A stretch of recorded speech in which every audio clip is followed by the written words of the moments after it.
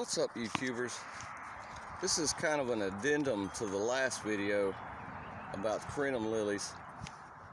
Some of the information that I was going to give you that I just kind of conveniently left out because I didn't write it down.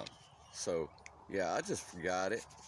So I'm going to put it in this video, and I'm going to have to do this kind of quick because the clouds are coming in really fast. But here's some information I wanted to give you about the crinum lilies.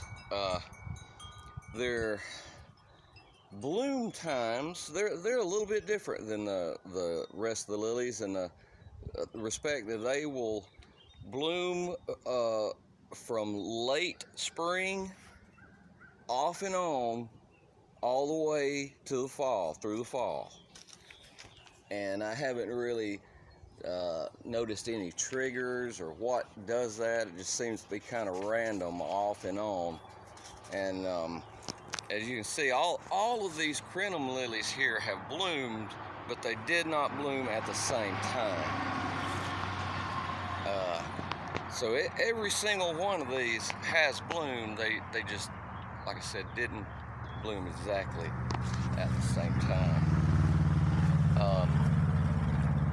As far as watering goes, they prefer wet feet to dry feet. But they will tolerate some drought.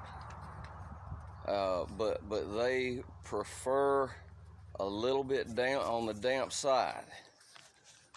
And they for sure prefer shade to sun. But they will grow out in the sun, but not nearly as lush. And I feed these, all of these things in here in these beds and pretty much everywhere in the yard. I feed them a little bit of cow manure and a little bit of 10-10-10. I would say for each plant, maybe a couple of handfuls of manure and a couple of tablespoons of 10-10-10. I usually use an organic fertilizer, but I was a little low on money this year, so got a bag of 10-10-10. So hey, 1 year, it'll be fine. But I'm including in this video my Asiatic lilies. Look at those girls. Look at the blooms on those babies. I have counted, let's see, 11 bloom heads on that one on the left there. That crimson one on the left. Yeah, 11. But the Asiatic lilies now, they prefer a little more well-drained soil than the crinum lilies. And I feed them exactly the same thing as the crinum lilies, manure and a little 10-10-10.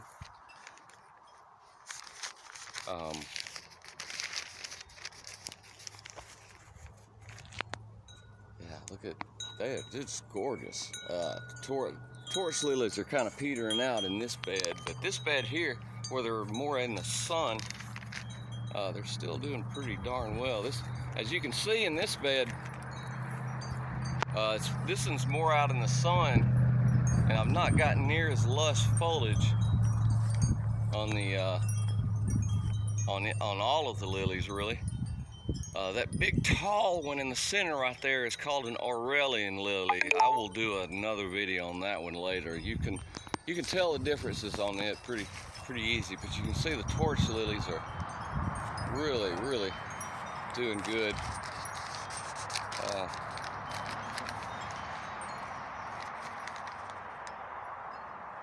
And the Asiatics will bloom from late spring until early summer. And sometimes maybe a little past that if you can, do the right things. And do not dig my bulbs up. Do not dig these bulbs. I repeat, do not dig. And every year I'm getting just bigger and more beautiful blooms as it goes.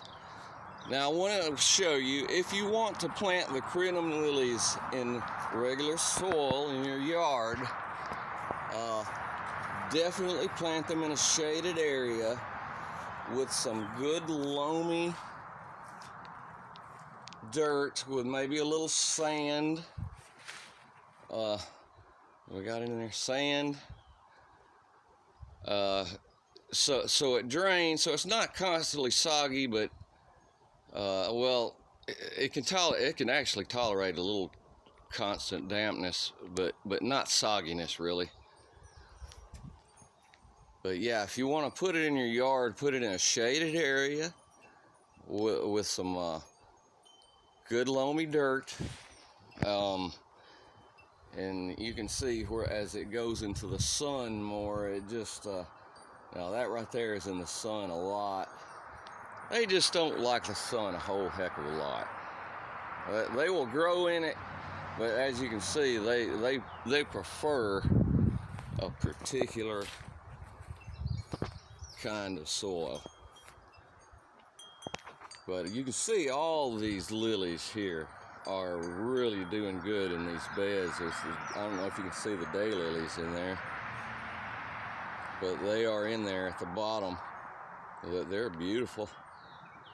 But man, those Asiatic bloom heads are just magnificent and just getting better.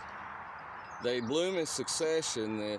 The crinums and torch lilies are first. The Asiatic lilies usually come next, with the daylilies coming up next, and the orientals last. That's usually the way it goes.